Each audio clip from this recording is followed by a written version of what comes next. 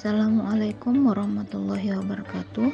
Bersama saya Lailia Azmi dalam kegiatan Latsar CPNS Kabupaten Lombok Tengah BPSDM Provinsi Nusa Tenggara Barat. Pada kesempatan kali ini saya akan memaparkan tentang hasil analisis isu kontemporer sesuai tupoksi terkait dengan manajemen ASN dan Smart ASN.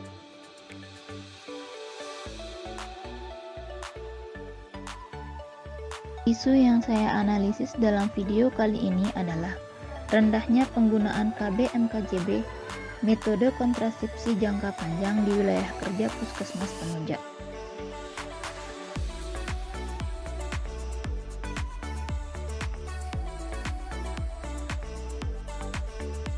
Berdasarkan hasil pengamatan selama bertugas, isu aktual yang ada di tempat tugas yaitu: yang pertama, rendahnya wanita usia subur yang menggunakan KB MKJP.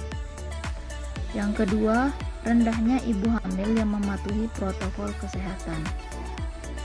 Yang ketiga, rendahnya mutu pelayanan posyandu di wilayah kerja UPT Puskesmas Penuja.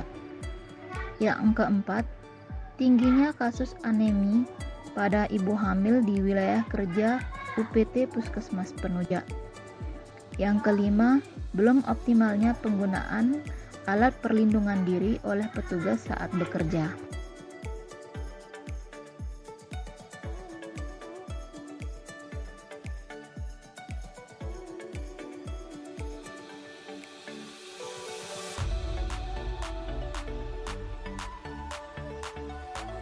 Adapun faktor penyebab isu tersebut adalah: yang pertama, rendahnya wanita usia subur yang menggunakan KB MKJP. Hal ini dikarenakan kurangnya pengetahuan wanita usia subur terhadap KB MKJP. Kemudian, kurangnya edukasi komunikasi tentang KB MKJP. Yang kedua, rendahnya ibu hamil yang mematuhi protokol kesehatan, karena ibu hamil merasa virus COVID-19 sudah tidak ada lagi dan sudah tidak ada kasus yang terkena COVID-19 di tempat mereka. Yang ketiga, rendahnya mutu pelayanan posyandu di wilayah kerja UPT Puskesmas Penuja karena kurangnya sarana maupun prasarana yang tersedia di posyandu. Yang keempat, tingginya kasus anemia pada ibu hamil di wilayah kerja UPT Puskesmas Penuja karena kurangnya kepatuhan ibu hamil dalam mengkonsumsi tablet FE. Yang kelima, belum optimalnya penggunaan alat perlindungan diri oleh petugas saat bekerja. Hal ini dikarenakan belum tersedianya alat perlindungan diri di setiap unit kerja karena keterbatasan anggaran. Pun teknik yang digunakan untuk menganalisis isu tersebut yaitu menggunakan metode APKL dan metode USG. Untuk metode APKL, yang pertama, rendahnya wanita usia subur yang menggunakan KB MKJP, total skornya 18. Kemudian, yang kedua, rendahnya ibu hamil yang mematuhi protokol kesehatan, total skornya 14. Yang ketiga, rendahnya mutu pelayanan posyandu wilayah kerja UPT Puskesmas Penuja, total skornya 16. Yang keempat, tingginya kasus anemia pada ibu hamil di wilayah kerja UPT Puskesmas Penuja, total skornya 17. Yang terakhir, yang kelima, belum optimalnya penggunaan alat perlindungan diri oleh petugas saat bekerja, total skornya 13. Dari kelima isu tersebut, ranking pertama dipegang oleh rendahnya wanita usia subur yang menggunakan KB metode kontrasepsi jangka panjang.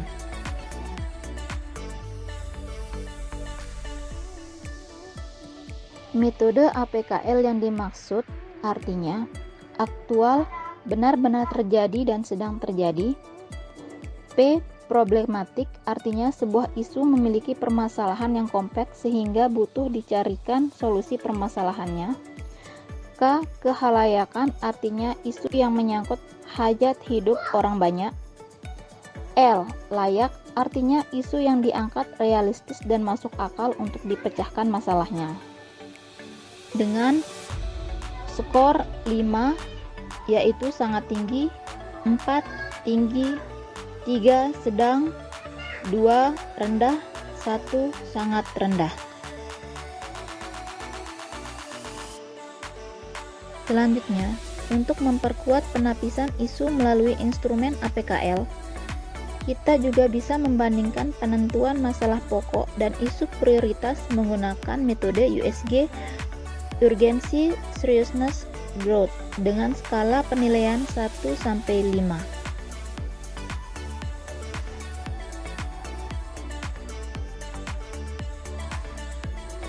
Berdasarkan indikator APKL dan analisis USG tersebut, faktor penyebab dominan dari terjadinya masalah tersebut adalah rendahnya wanita usia subur yang menggunakan KB metode kontrasepsi jangka panjang. Dampak yang ditimbulkan apabila isu tersebut tidak tertangani adalah tingginya ibu hamil dengan faktor risiko 4T, yaitu terlalu dekat jarak kehamilan, terlalu sering hamil, terlalu muda usia hamil, dan terlalu tua usia hamil. Yang kedua, meningkatnya ibu hamil dengan risiko tinggi seperti kejadian abortus, preeklamsia, hipertensi, partus lama, dan sebagainya. Yang ketiga, meningkatkan angka dropout dikarenakan efek samping dari pemakaian KB jangka pendek.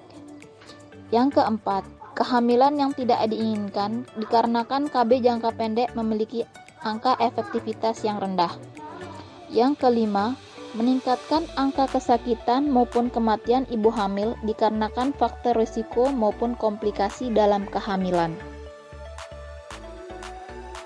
Untuk mengatasi isu yang adapun gagasan dan ide kreatif yang saya susun yaitu upaya peningkatan akseptor KB metode kontrasepsi jangka panjang melalui program MAK berkepang menggunakan kontrasepsi berjangka panjang di wilayah kerja UPT Puskesmas Penuja.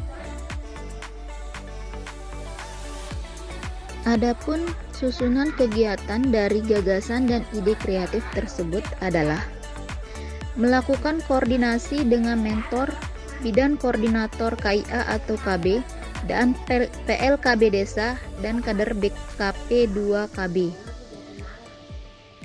Tahap penyelesaiannya yaitu tahapan ini dimulai dengan konsultasi dengan mentor dan bidan koordinator terkait pemecahan isu.